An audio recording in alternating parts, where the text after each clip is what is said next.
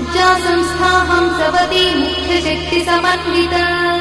हरिद्रानैकरसिका हाकिनी रूपधारिणी सहस्रदल पद्मस्था सर्ववर्णोपशोभिता सर्वायुधरा शुक्लसंस्थिता सर्वतोमुखी सर्वौदनप्रीतचित्ता याकिन्यम्बा स्वरूपिणी स्वाहा स्वधामतिर्वेदा श्रुतिस्मृतिरमृत्तमा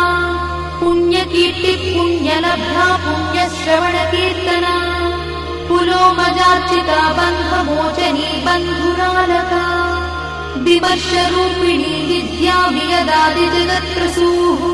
सर्वव्याधिप्रशमनी सर्वमृत्युनिवारिणी